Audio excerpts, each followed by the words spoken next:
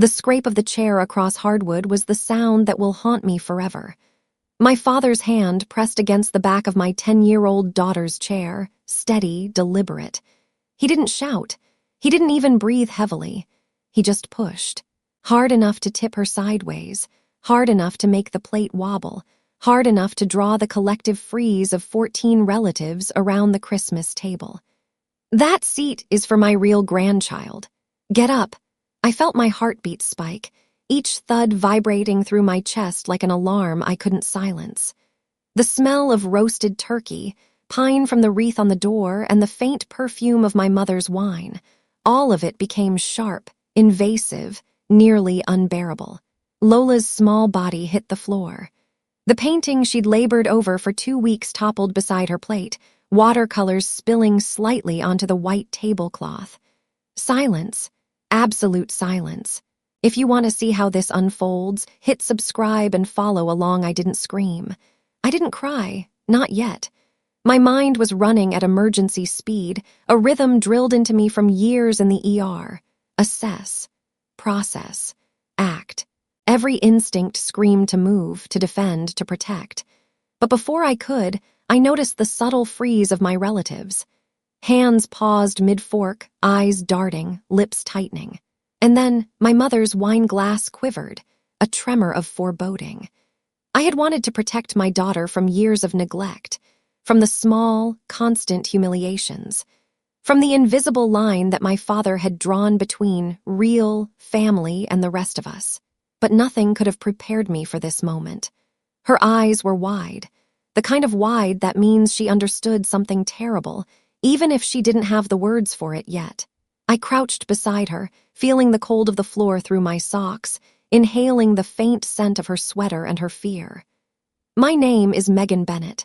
I'm 36, a single mom, an ER nurse, and for 7 years I tried to buy my daughter a place in my family. Literally, 88 Zelle transfers, $1,100 a month, every month. Paid to live in a cottage behind my father's house, one I was told I didn't need a lease for because we're family. I believed him. Christmas at the Bennett house had never been a celebration. It was a production. A long oak table, fine china, carefully folded napkins, and a seating arrangement designed to make sure everyone knew exactly who mattered and who didn't. My father at the head, my mother to his left, my sister Lauren to his right, Elsa, his granddaughter, in a place of pride. Lola and I, the cold draft of the kitchen door, the scraping chairs, the empty acknowledgement of our presence.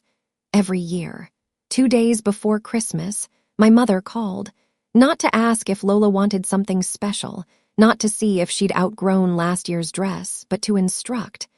Don't let Lola wear anything too flashy.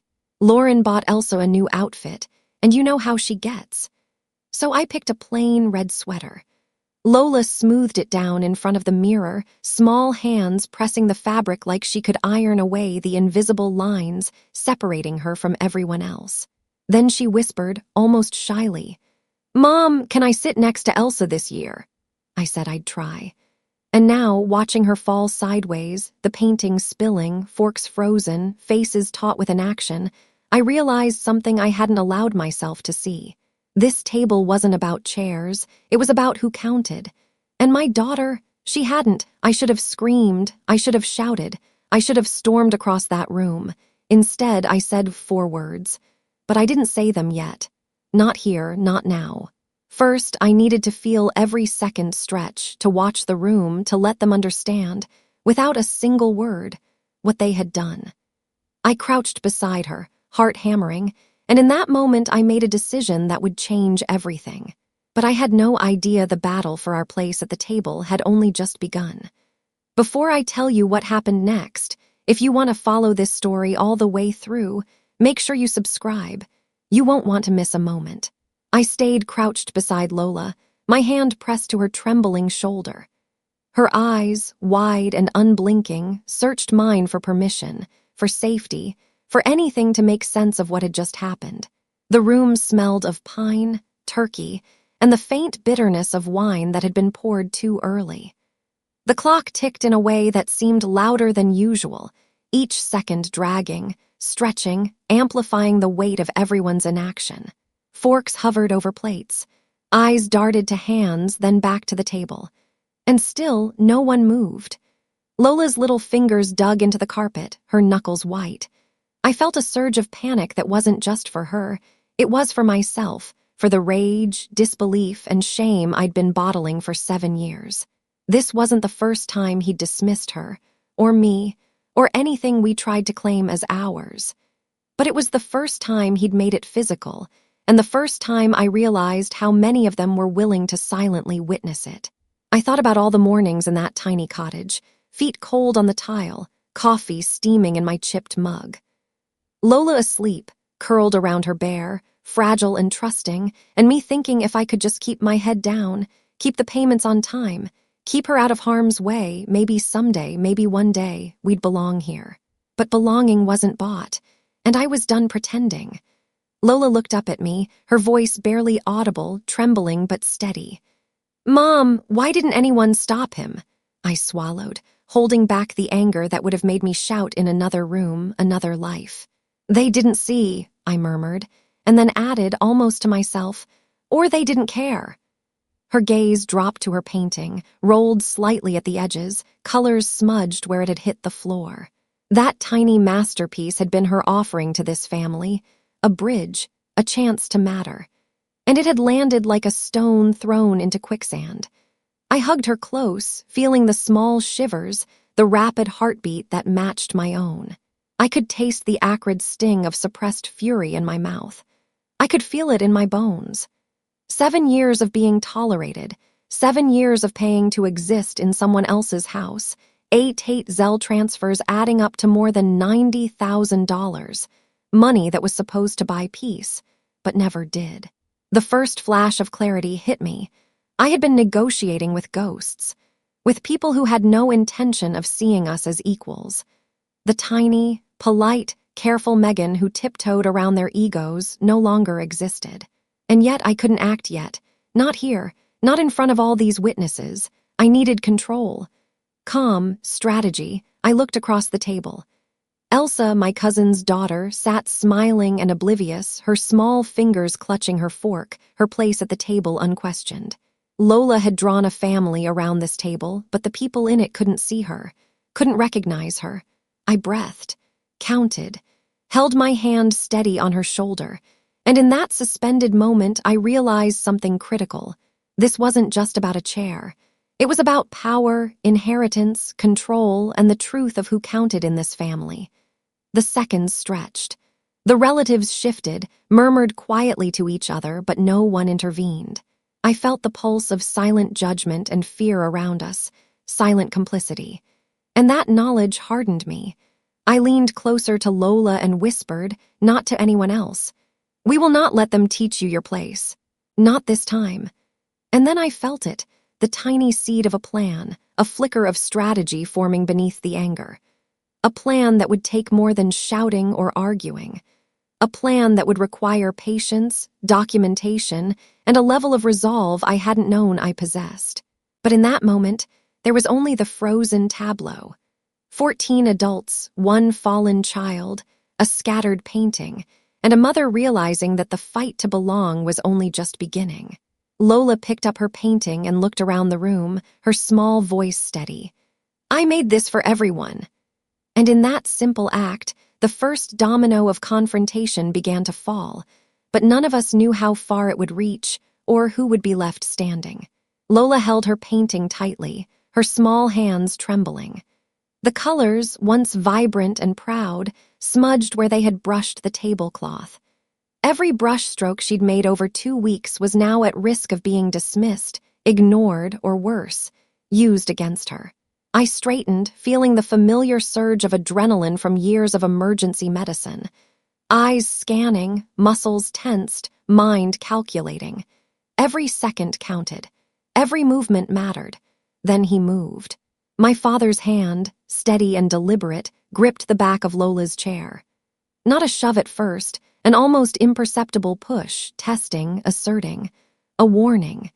His face was pale, expression calm, as if he were correcting a ledger mistake rather than shoving a child. The scrape of the chair against the floor was sharp in my ears. Lola's painting wobbled.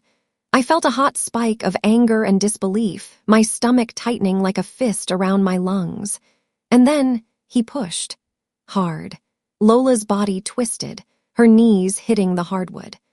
The smell of her sweater, faintly scented with lavender from her bath that morning, mixed with turkey and pine and a sharp tang of fear. I froze for a heartbeat, feeling the rush of years. The late nights, the tiny humiliations, the invisible line drawn between us and real family. No one moved. No gasp, no exclamation, no hand reached out to stop him. My mother sat frozen, a wine glass poised in midair. My sister Lauren sliced her ham, eyes flicking between the table and her phone as if the scene didn't concern her. 14 adults, and every single one of them was complicit in the silence. Lola looked at me. Her eyes, wide and searching, asked a question she couldn't speak aloud. I crouched beside her, heart hammering, pulse pounding like a drumbeat I couldn't escape. I felt every fiber of my being tighten. Rage, shock, a protective instinct that burned hotter than I knew it could. I didn't move yet. Not physically. Not verbally. I stayed low, holding Lola close. Her body shook against mine. And in that frozen, suspended moment, I said nothing, because I had already decided. 4 words, they would come, but not yet. I let the silence stretch, let the room feel the weight of what had just occurred. I let every microsecond of that shove imprint on the adults' minds. The sound of the chair scraping, the faint thud of her body on the hardwood, the small gasp that didn't escape her lips. I let them feel the invisible line they had crossed without touching anyone. Lola's whisper came next, soft and trembling. "Mom, did he mean it?" I pressed my lips to the top of her head, feeling the small shivers, the rapid heartbeat beneath mine. "Yes," I whispered. "And it was wrong, but we're okay. I've got you." I scanned the room. Elsa sat smiling, oblivious to the moment's gravity, enjoying the warmth and praise she always received. The contrast hit me like a fist. One child adored, one child invisible.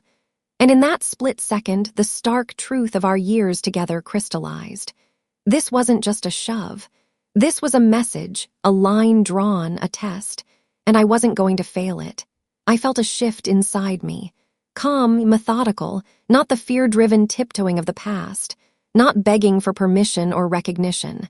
Control, focus, strategy, and then I said it, 4 words. "We are done here." The room went still, as if the words had broken gravity itself. But I didn't know then.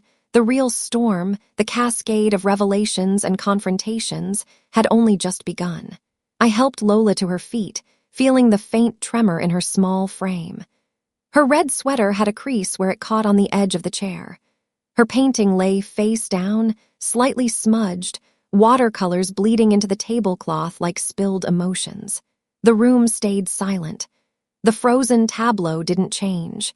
14 faces, staring, shifting, pretending nothing had happened. I felt the familiar sting of betrayal, not just from my father, but from every relative willing to witness cruelty and do nothing. I brushed a strand of hair from Lola's face. She looked up at me, eyes wide, shimmering, and whispered, "Mom, is he mad?" I swallowed hard. My throat felt raw. I had no words that would comfort her entirely, but I wanted to protect her from the truth, even as I prepared to confront it. "No, not anymore," I said softly. "We're going home soon." And in that moment, I realized this wasn't just about the chair, the table, or the holiday. This was 7 years of being tolerated, 7 years of renting a space in a house that was never ours, 7 years of invisible boundaries drawn around my daughter. I remembered each payment, $1,100 a month, 88 in total. Every transaction a silent agreement I thought bought respect, inclusion, belonging. But belonging isn't bought, and paying hadn't protected Lola.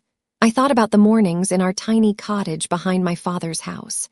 Bare feet on cold tile, the smell of coffee and cold drafts sneaking under the door. Lola asleep, clutching her worn bear, trusting me to make her world safe.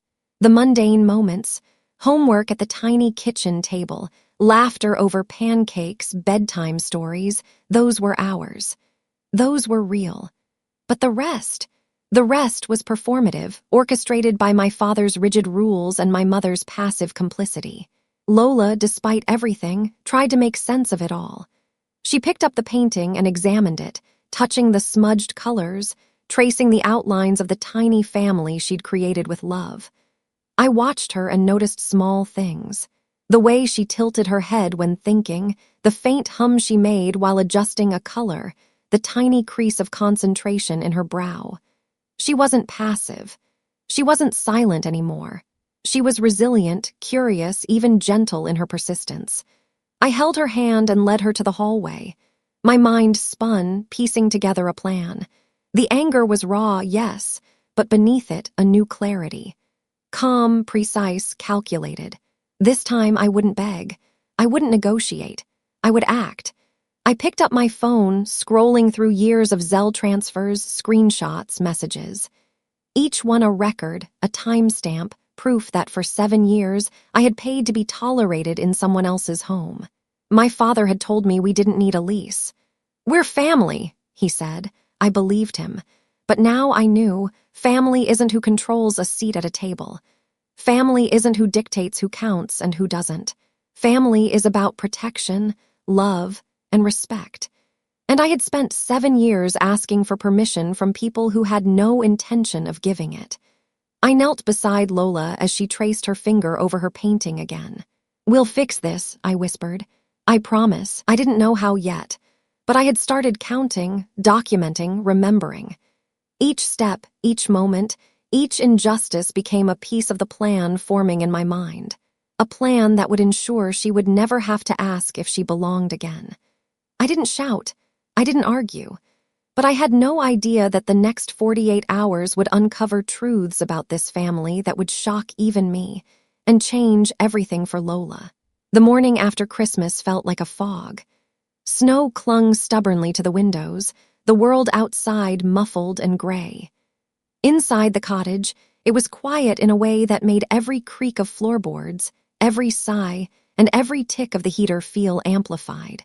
Lola sat cross-legged on the rug, rolling her watercolor painting carefully, her eyes shadowed by confusion and lingering fear. I brewed coffee, letting the aroma fill the small kitchen, a grounding scent that reminded me I was still in control, still capable of thinking clearly. My hands shook slightly, not from fear, but from the adrenaline still coiling through me. 7 years of suppressed anger, frustration, and helplessness had concentrated into this precise, cold clarity. We would not be violated again. I picked up my phone and dialed Grandma June. Her number was familiar and comforting, yet I braced myself.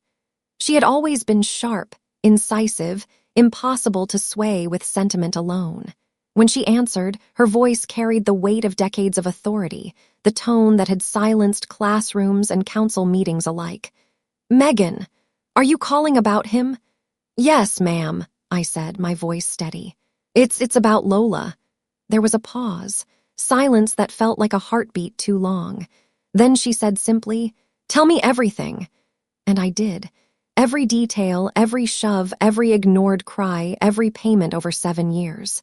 I could hear the faint rustle of papers on her end, the click of a pen or stamp perhaps, the mental gears turning. Grandma June's presence, even through a phone line, felt like an anchor. She didn't interrupt. She didn't judge. She simply absorbed it all, processing each fact with the precision of someone who understood both law and human behavior. "I see," she said finally. "This is worse than I imagined, but we can fix it." I felt a small flicker of hope. Not the naive hope I'd carried for years, waiting for my father to recognize my daughter. Not the shaky hope that let me tolerate injustice for months at a time. This was strategic hope. Hope paired with action. She instructed me to gather every scrap of evidence. Screenshots, bank statements, records of payments, anything that could prove the truth of 7 years of silent exploitation. Every detail mattered. Every timestamp mattered. Every slight, every microaggression, every overlooked birthday, document it. I created a digital folder on my laptop labeled Incident Log, Bennett Family, a place where memory met evidence. I copied messages, saved Zelle transfers, photographed bruises on Lola's back. Each screenshot, each note, each record felt like a small reclamation of power I had been denied for so long. Lola watched quietly from the corner, the brush of her fingers lingering on the edge of the rug. She didn't ask questions. She didn't need to. She trusted me. And that trust fueled something fierce inside me. By noon, I had a plan. I could see the outline of a path forward. Step 1, prove ownership and entitlement. Step 2, confront the misappropriated trust. Step 3, legally reclaim our space and security. My mind was racing, yet calm, measured, deliberate. No outbursts, no begging, just action. And somewhere beneath all of it, a deep satisfaction began to bloom, not revenge, but justice. Not anger, but clarity. 7 years of being ignored, overlooked, and dismissed had finally crystallized into proof that we could fight back and win. I didn't know then that Grandma June's next move would unravel truths about my father's so-called authority, truths that would shock the entire family and put every single one of us to the test. The next morning, I sat at the small kitchen table, sunlight barely making its way through frost-lined windows. The cottage was quiet except for the soft hum of the heater, the occasional creak of the floorboards, and Lola's careful brushstrokes from the living room. She was painting again, a snowy owl this time, her little face scrunched in concentration, completely unaware of the storm about to break around her. I opened my laptop, heart tight but mind sharp, and began reviewing every document Grandma June had sent me. Deed copies, trust statements, account records, all things I had assumed were settled, all things I had blindly trusted my father to manage properly.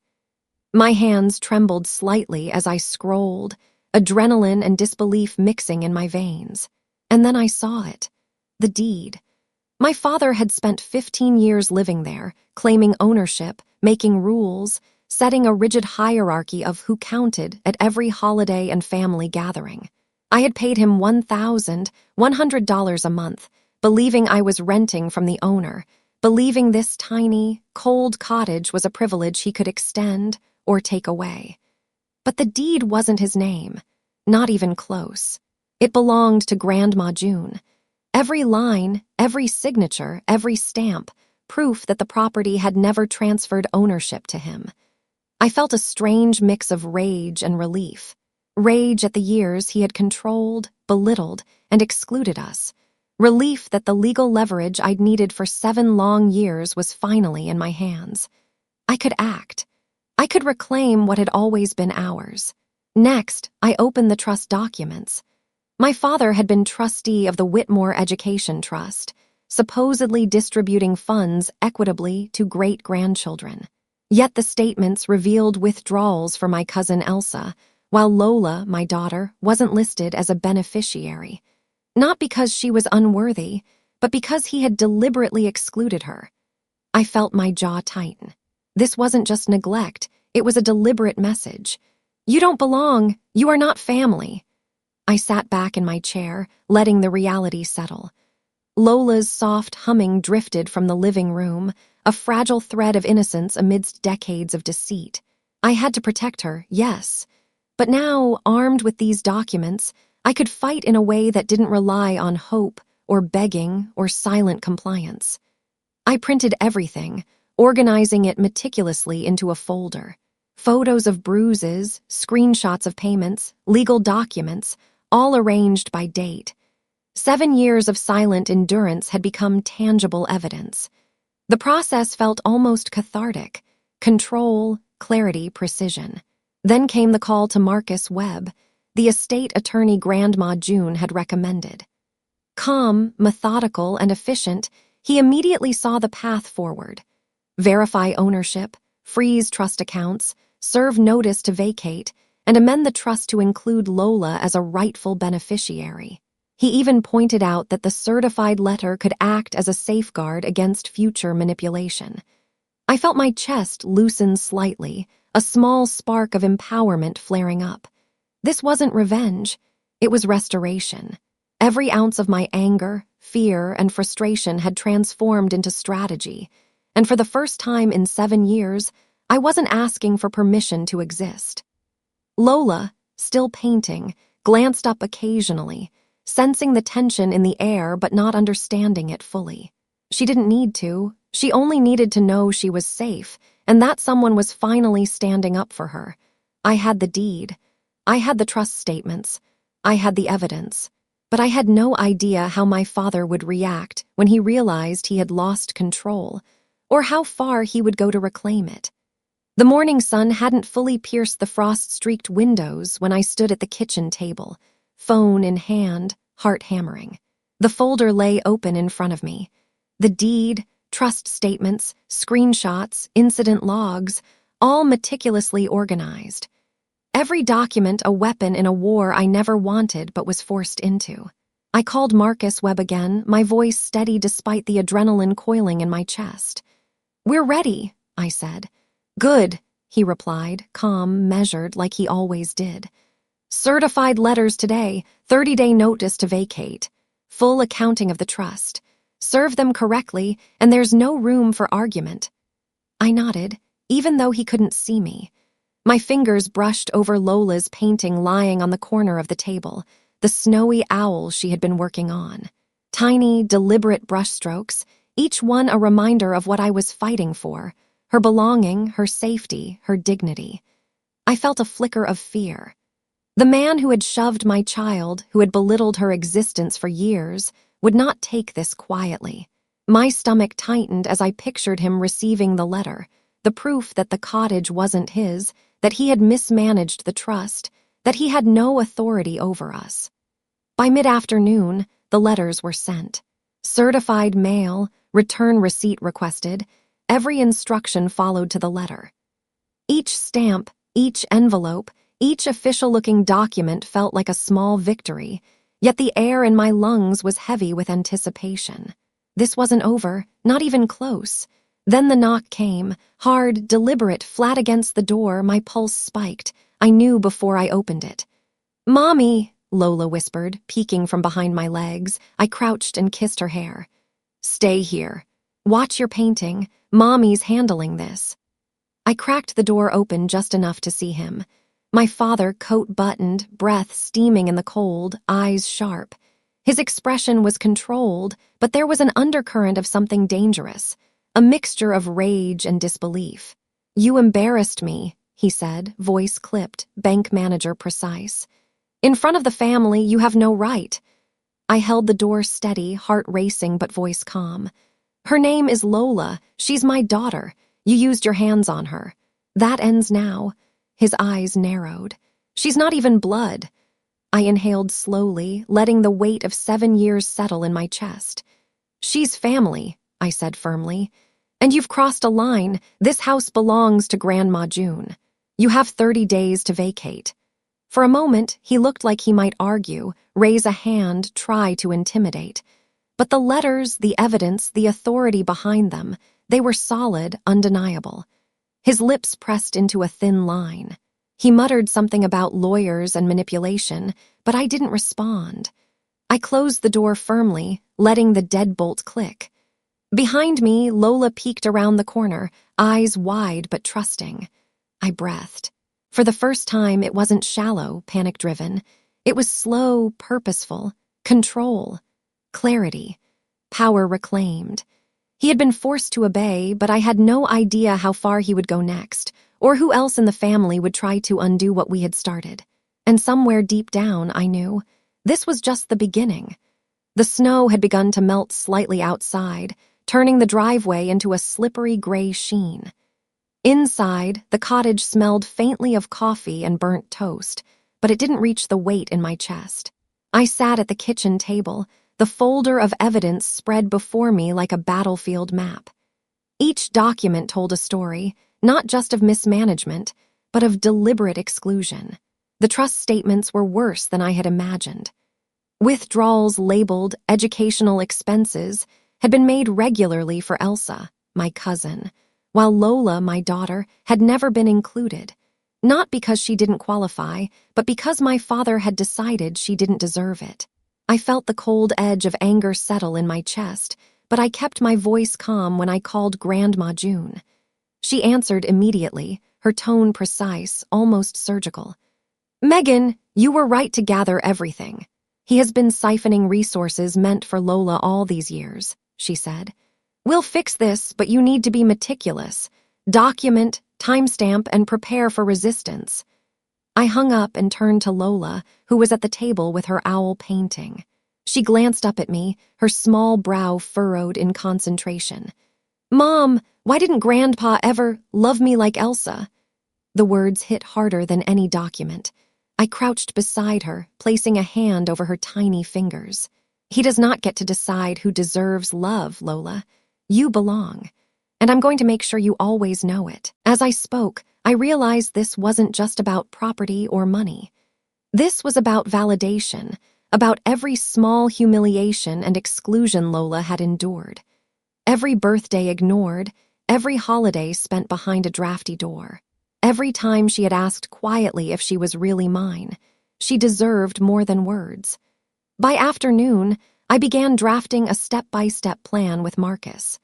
Freeze the trust, demand a full accounting, amend it to list Lola as the sole beneficiary, then formal notices to vacate, and documentation of every prior misdeed.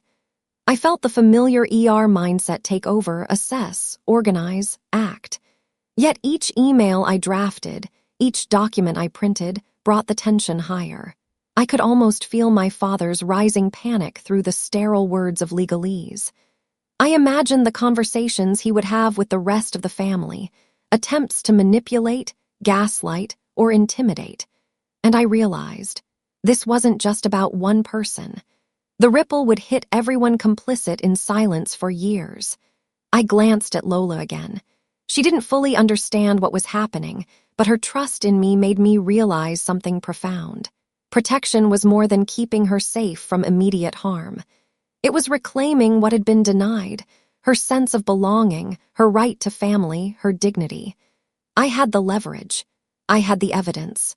But I couldn't have known that the next revelation, the one about the missing beneficiaries and hidden accounts, would leave even me speechless and shake the family to its core. By the time New Year's Eve approached, the cottage felt simultaneously calm and electric. Lola hummed to herself, her small hands tracing the edges of her snowy owl painting. Outside, the snow had begun to settle in soft drifts, like the world had paused, waiting for the storm inside our family to break. I reviewed the documents once more. The deed confirmed in Grandma June's name, trust amendments ready to be filed, notices to vacate prepared and addressed. Each step had been meticulously timed and executed. 7 years of silent endurance, of being sidelined and ignored, had finally transformed into action with precision. Marcus called mid-afternoon to confirm the filings. "Everything is in place," he said. "The trust is being amended. Certified letters are delivered. You're fully protected." His calm voice grounded me, but inside, adrenaline pulsed like a second heartbeat. Lola watched me from across the table, still painting. She didn't know the magnitude of what had just happened.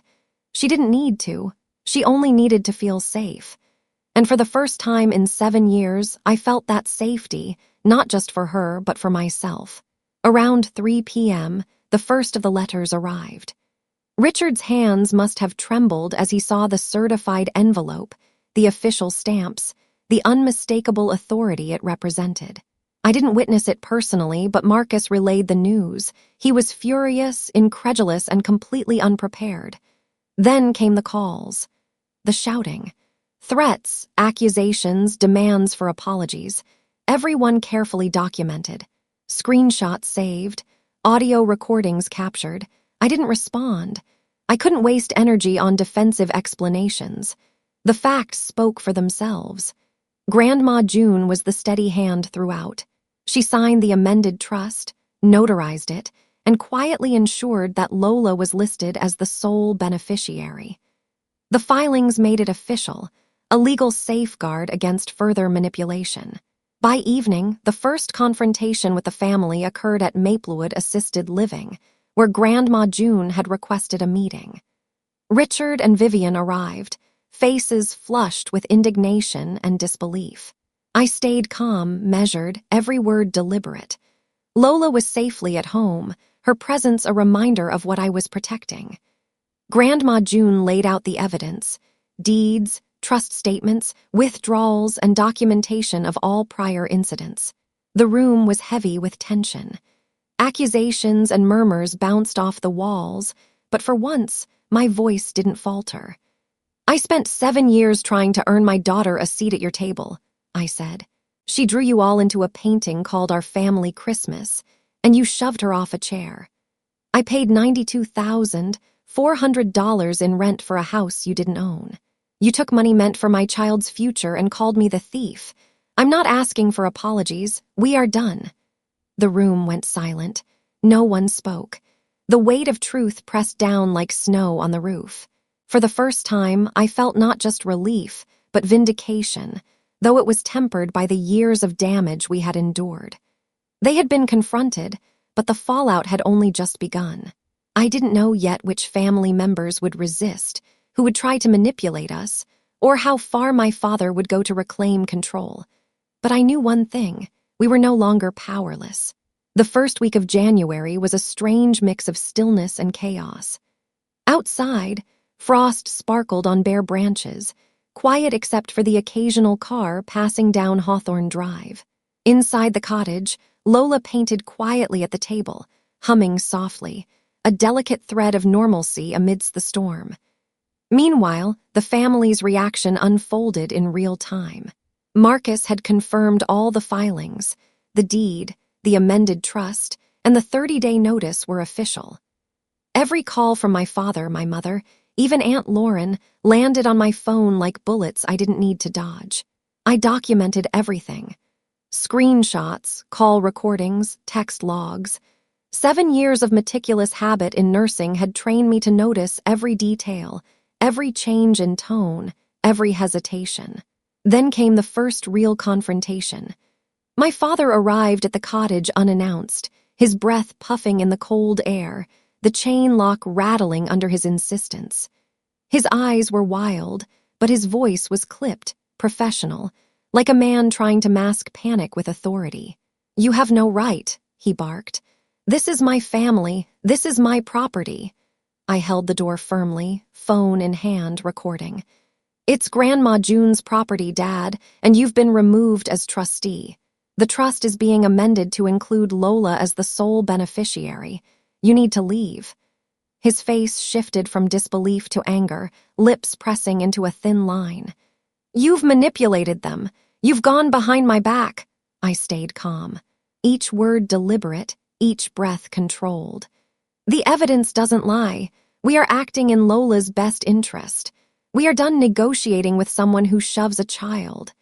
He slammed the door behind him, muttering threats that didn't reach further than the walls of the cottage. I let the deadbolt click.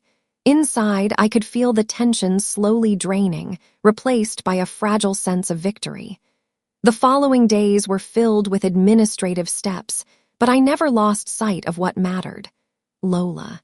Her soft laughter returned to the cottage. Her questions, once filled with doubt, shifted toward curiosity and joy. "Mommy, is next year going to be ours?" she asked one afternoon, eyes wide, cheeks flushed from painting. I held her close, feeling the weight of years lift fraction by fraction. "Yes, Lola, it's going to be ours." Grandma June visited regularly, bringing warmth and quiet wisdom. Together, we reviewed every document, every transaction, ensuring the trust was corrected, the property secured, and the family's manipulations permanently documented. And yet, I couldn't ignore the lingering tension. Some relatives were already plotting ways to twist the narrative.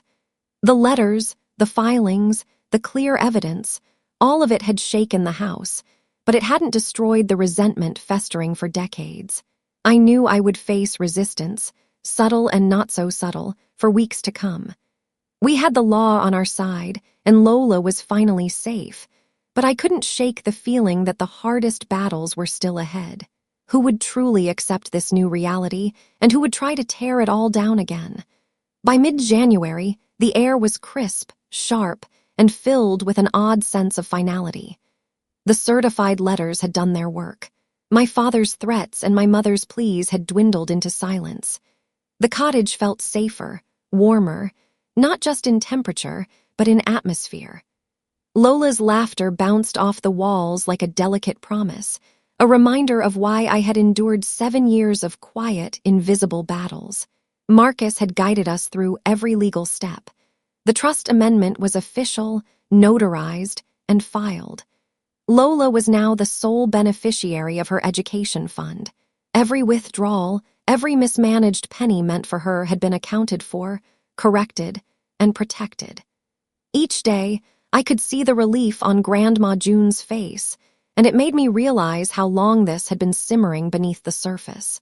Then came the family meeting. Maplewood Assisted Living had never felt more tense.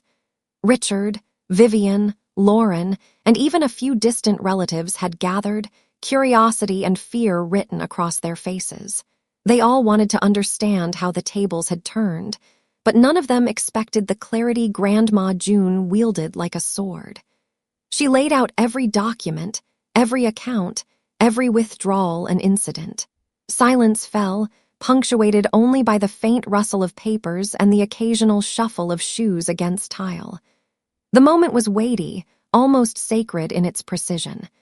I stood, taking a deep breath, letting my voice carry the truth. I spent 7 years trying to earn my daughter a seat at your table. She drew you into a painting called Our Family Christmas, and you shoved her off a chair. I paid $92,400 in rent for a house you didn't own. You took money meant for my child's future and called me the thief. We are done. Eyes widened. Mouths opened. Some relatives whispered. Others stared blankly, unable to argue against the irrefutable evidence. The weight of the truth was heavier than any argument they could muster. Even Lola's absence was felt. I imagined her, quietly safe in her room, painting her snowy owl, unaware of the chaos unfolding but fully protected by the steps we had taken. Her trust in me had allowed me to act decisively, without hesitation, without guilt. Later, Grandma June handed me a folder, court confirmations, property transfers, and the amended trust, all officially recognized. I tucked it carefully into my drawer, a symbol not of victory over family, but victory for Lola. Protection, stability, and belonging finally real and undeniable. The house was ours, the trust was ours, and Lola was safe. But I couldn't shake the thought that some wounds weren't just legal, they were emotional. Would the echoes of 7 years of neglect ever truly fade? By February, the cottage had settled into a rhythm I hadn't known it could hold. The snow had long since melted into slushy puddles, but inside, warmth and calm had begun to take root. Lola moved freely through the space, carrying her paints and brushes like a small ambassador of hope. Each morning, I watched her stretch, sip her cocoa, and place a fresh sheet of paper in front of her. She painted with focus, purpose, and an unspoken sense of belonging that had been missing for so long. She no longer hesitated when she signed her name, her small signature a declaration that she was seen, valued, and loved. Grandma June visited weekly. We sipped tea at the kitchen table, reviewing trust statements, property records, and even the small incident logs I had compiled. Her presence was a quiet reminder of stability, and her soft affirmations helped me process the weight of everything we had endured. One afternoon, as Lola added new figures to her painting, the cottage, the snowy owl, and finally herself at the main table, I realized something. This wasn't just a story of victory over manipulation or injustice. It was about reclamation, about teaching a child that her worth couldn't be measured by someone else's cruelty. I remembered every subtle humiliation, every small exclusion, every whispered doubt that had shaped our lives for so long. But I also remembered how much courage it had taken to stand up, to act, to protect. And in that moment, I understood. Healing wasn't just about righting wrongs. It was about creating a life where love, safety, and belonging could flourish unconditionally. Lola's soft voice broke through my reflection. "Mommy, am I really yours forever?" I smiled, brushing a loose strand of hair from her face. "You are mine and I am yours. And this house, this life, it's ours too. Nobody can take it away." Her laughter rang out, a sound so pure, so full of relief and joy that I felt tears prick my eyes. For the first time in years, I felt truly free, not just from the control of others, but from the weight of 7 years of waiting, hoping, and tiptoeing. I hung her painting on the wall, now updated with the people who had mattered. Grandma June, Marcus, even the small symbols of our quiet victories. Missing were those who had chosen cruelty over compassion. Their absence was felt, but it was also a silent lesson. Family isn't just blood. It's who stands by you when it matters most. We had survived, but the echoes of the past would always linger. Could we ever fully forget the people who tried to define our worth? Or would those shadows quietly shape the next chapter of our lives? Spring had begun to creep into Connecticut, soft green buds emerging on trees, and the early sun glinting through the cottage windows. Inside, the air smelled faintly of fresh paint, coffee, and the warmth of a home finally settled into its own rhythm. Lola was at the table, her paint spread around her, humming a little tune she'd made up herself. It was ordinary, and yet it felt miraculous. I watched her, the small rise and fall of her chest as she concentrated, her brown hair falling over her forehead. She was free from the subtle cruelties, the constant comparisons, and the feeling that she had to prove her place in the world. She didn't have to fight for attention anymore. She simply belonged. The cottage, once a symbol of compromise and quiet submission, had become ours. Every corner, every shelf, every painting on the wall spoke of resilience and reclamation. I had documented everything, safeguarded every ounce of her future, and now we could breathe without the constant weight of uncertainty pressing down. Grandma June came to visit that afternoon. We sat together at the kitchen table, sipping tea, letting the silence stretch comfortably between us. She smiled, sharp eyes glinting. "You did what had to be done, and you did it without losing yourself or your daughter." I nodded, letting her words sink in. 7 years of quiet endurance, meticulous documentation, and careful strategy had finally resulted in more than legal victories. They had given Lola a foundation of security and a mother who would never back down. Later, Lola tugged at my hand. "Mommy, can we hang the painting in the living room now? The one with all the people we love." We hung it in the sunlight streaming through the window, the figures of Grandma June, Marcus, and our small circle of care glowing softly against the wall.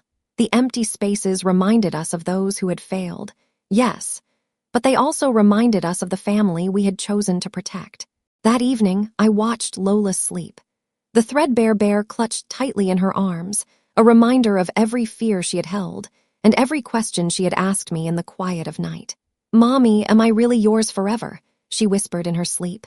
"Yes," I whispered back, brushing her hair gently. "Forever." I realized then that family wasn't just about chairs at a table, trust funds, or house keys. It was about safety, belonging, and the quiet knowledge that someone would stand for you when the rest of the world turned away. And in that moment, with the faint smell of lavender in the room and the evening sun casting soft shadows across the walls, I understood. We had survived. We had rebuilt. And the next chapter wasn't just about justice. It was about living fully, loving freely, and knowing our worth. Some scars remain, subtle reminders of the past. But scars don't define us. They mark what we've survived and what we're brave enough to build next. And for Lola and me, the next chapter is ours, unwritten, but full of promise. If this story meant something to you, I'd appreciate you subscribing and dropping a heart in the comments. I appreciate you staying with me,